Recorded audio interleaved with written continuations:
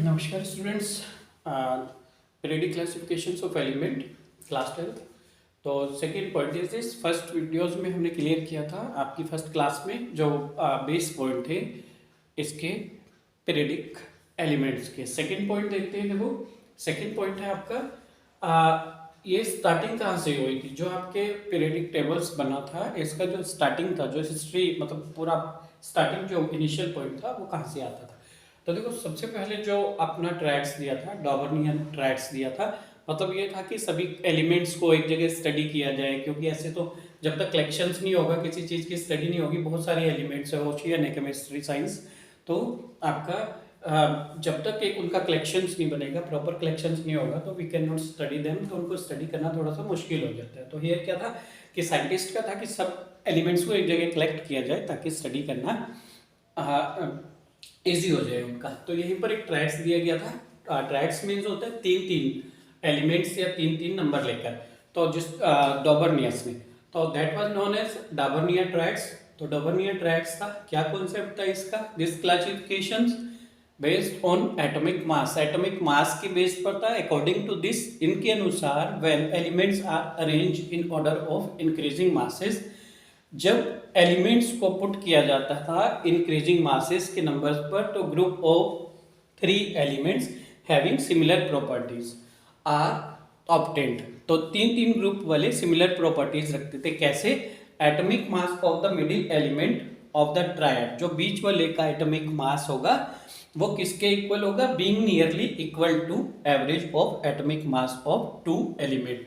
जो बीच वाले का एटॉमिक मास होगा इन दोनों के मास के बीइंग नियरली, लगभग लगभग पास होगा, आसपास होगा, नियरली नियरेस्ट होगा।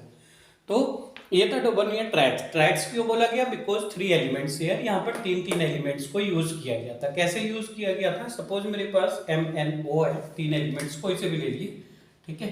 तो MnO हो गया, मतलब मैग्नीशियम नहीं काउंट करेंगे हम, नॉर्मली इनको एज अ नंबर ले रहे हैं, सिर्फ आपको एक एग्जाम्पल के लिए, ठीक है। तो ये मतलब कोई यहाँ पर अभी मैंने ऐड नहीं किया है, ये सिर्फ आपको समझाने के लिए अल्फाबेटिकल लेटर की MnO, ठीक है।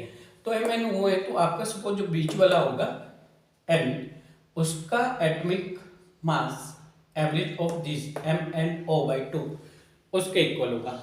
तो पहला क्या किया इन्होंने, कैल्शियम, सीरियम और बेरियम को लिया। तो बीच में कौन है? सीरियम।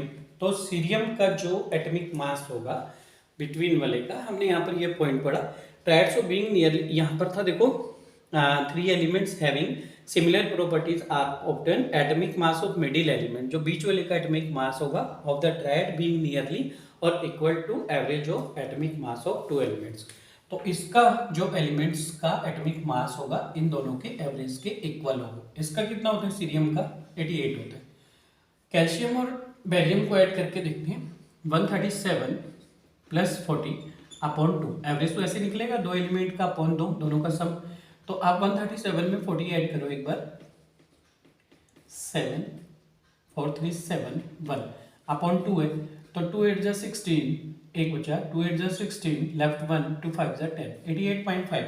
इसका कितना है? 88। तो 88.5 आ रहा है। तो हमने यही तो बोला था कि नियरली होता है, पास होगा, नियर मतलब अप्रोक्सीमेटली, नियर होगा।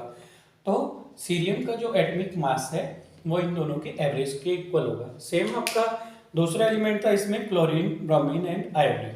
तो यहाँ पर क्या था आपका, bromine is 80, chlorine 35.5, 127 plus 35.5 upon 2 करेंगे तो नियर आपका 80 के आसपास, 81 पॉइंट कुछ आएगा। तो ये आपका इसके नियरेस्ट हो जाएगा, तो अप्रोक्सीमेटली नियर होगा। तो this was known as Dobereiner triads. Dobereiner triads बोलते थे इसको, फर्स्ट कॉन्सेप्ट जो आया था पीरियडिक टेबल्स को लेकर। तो ये था आपका डॉबर्नियर ट्रायड्स। इसके बाद था सेकंड कॉन्सेप्ट ऑफ न्यूलैंड का। तो न्यूलैंड ऑक्टेव के रूल से नाम जानते हो उसको। तो हाँ ठीक है, इसका स्क्रीनशॉट ले लीजिए और ये नोट करते रहिए ऑल पॉइंट्स आप, और फिर हम फिर से चलेंगे एक बार इस टेबल्स पर। अभी बहुत सारे पॉइंट है, S block, P block, D block, F block. अभी सिर्फ आपको बेस कॉन्सेप्ट दिया था ताकि हम थोड़ा सा जान जाए कि हमारा मॉडर्न पीरियडिक टेबल जो है वो है क्या। तो अभी हमने इसके ये क्यों S ब्लॉक बोलते हैं, P क्यों बोलते हैं, D क्यों बोलते हैं, F क्यों बोलते हैं, मेटल कौन से है, नॉन मेटल कौन से है, मेटलॉइड्स कौन से, इनकी प्रॉपर्टी क्या है।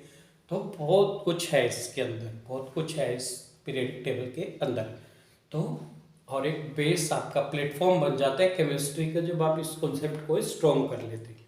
तो ठीक है, इसका स्क्रीनशॉट ले लीजिए यहाँ पर।